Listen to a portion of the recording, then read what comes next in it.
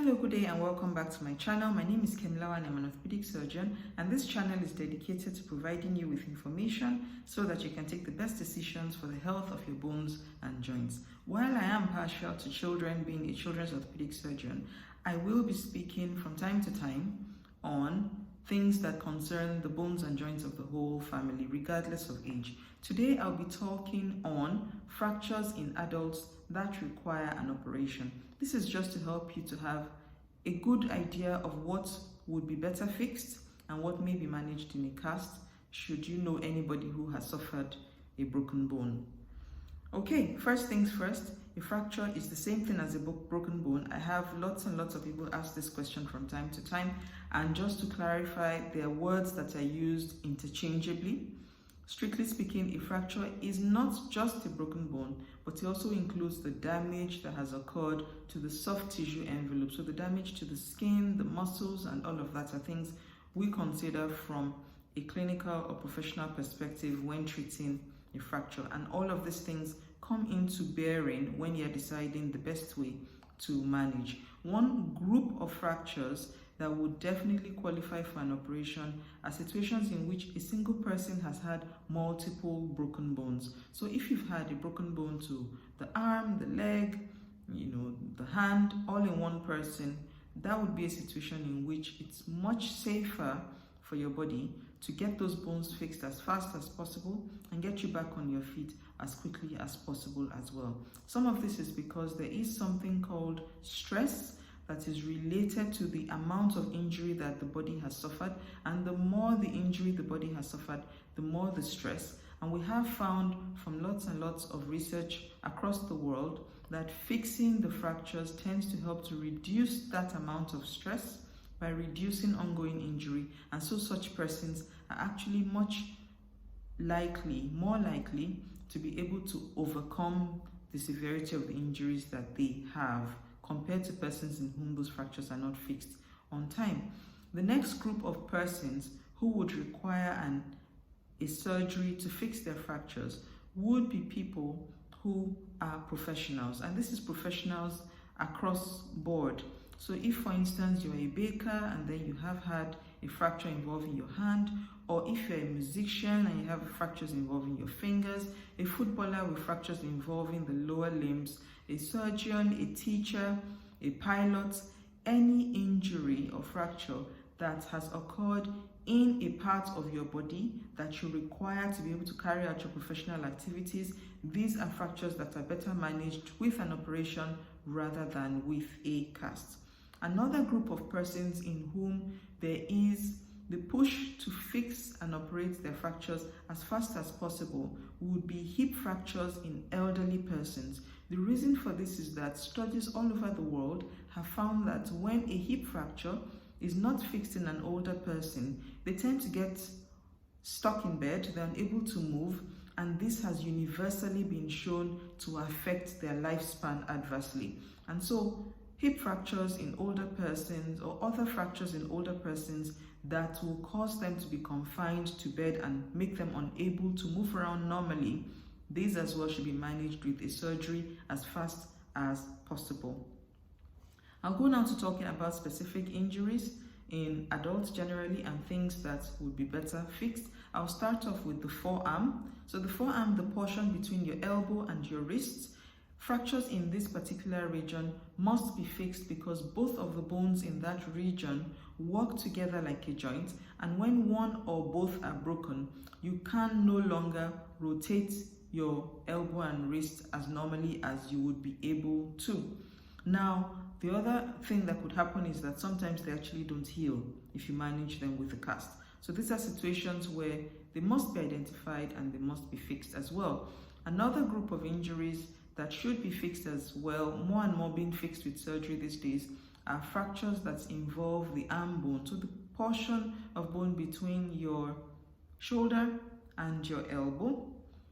Again, this can be managed with a cast in certain situations. However, it would take some time. You'd have to have the elbow fixed for a period of time, and it may just be faster and easier for you to get, a surgical option and then get on your merry ways a lot faster. One bone, however, that must be fixed with an operation is the thigh bone, and that's the portion between your hip and your knee. The bone there, called the femur, is the strongest bone in the body. It is the largest long bone in the body as well, and this is a bone that takes a huge amount of force to break and completely incapacitates the person who has been injured, because you can't walk with that broken. And so this is one bone for whom fixing it is both a way for reducing the stress on your body and making your recovery faster, getting you back on your feet as fast as possible and as quickly as possible as well. The good thing with fixing fractures of the femur these days is you can literally have your operation today and be ready to start getting out of bed from as early as the following day.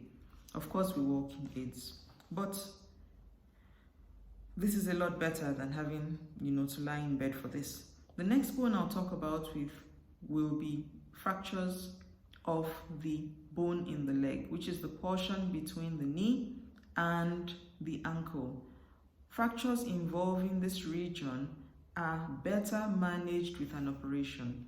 Some of them can be managed with a cast. However, it does take a pretty long period of time before you can then safely put your weight on it. Again, remember that this eventually is a bone that's carrying all the weight that's coming from above it along the line of force in the body. And so because of the speed with which you would be able to start bearing weight if you have it operated, that's it. Certainly a good reason to have it operated.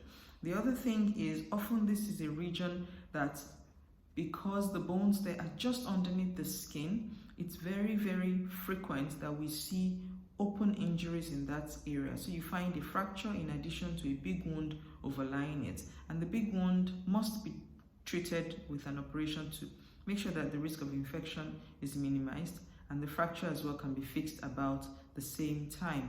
I will talk about fractures involving the joints now, and as a general rule, all fractures involving the joints require an operation. So fractures involving the elbow joint, fractures involving the knee joint, fractures, these are certainly two clear scenarios where the joints are important enough in their behavior and in the way, they behave with injuries to require an operation almost all the time. Some fractures of the wrist, you may be able to get away with a cast depending on your age and the particular fracture pattern. Some fractures of the ankle, you may be able to get away with a cast depending again on your age and the particular fracture pattern. But these are decisions that must be made very carefully, looking not just at how bad, in quotes, the broken bones look at the time, but the potential they have to continue to undergo displacement with time, the speed with which they're going to heal, and the possibility of stiffness or loss of function that may result if they are managed in a cast. I will talk briefly now about the bits of fracture prevention that we can control, and this is fall prevention. As a general rule, you must look around your house, your office, and the other environments where you visit or work in to be sure that you eliminate the things that can cause you to have a high energy fall. Simple things that you can do would be making sure that if you must have a step stool or something similar to climb on to reach for things in higher shelves in your home or office, you want this to be as stable as possible. If they are small ladders, you must check them frequently and be sure that they are fine and in good working condition and that they are not likely to cause you to slip and then fall. The next very important thing, which happens very commonly in our environment as well, is tiled floors. You must ensure that tiled floors are kept dry all the time. Whenever they are wet, there should be a clear sign that says that these tiled floors are wet, so that persons who are coming into that area will know and will be able to avoid this. A lot of people, young, old, have had serious falls and injuries, including fractures, from falling on wet tiles. The third thing to think about, particularly in regard to tiled floors or as an extension of tiled floors, is your bathroom. The bathroom is probably the most dangerous place in any household. This is because often you are likely to have wet floors there. Very frequently the floors are tiled as well, and these are situations where you can fall down and take a big fall, and lots of people have suffered very severe fractures by falling in their bathrooms. The other things, of course, to think about in terms of fall prevention is your own sense of stability and how fit you generally are. Particularly as we get older, it is important for us to continue to make sure that our muscles are functioning optimally, to make sure that we maintain a good bone stock by eating an adequate and balanced diet, using supplements when we require these, and ensuring that the levels of our vitamin D and calcium and other substances are all checked and that they are up to par. This is important because if you find that you are able to maintain a good sense of coordination, a good sense of balance, and an adequate bone stock, then you are less likely to fall. And should you have a fall, you are more likely to be able to brace your fall better, and then you're less likely to have a broken bone from this particular situation. I do hope that you have found these simple tips helpful. Please let me know if there are other things you'd like me to talk about or make comments about. Please let me know as well if there are specific things you'd like me to speak on with regard to the health of bones and joints. And see you in the next video. Bye-bye.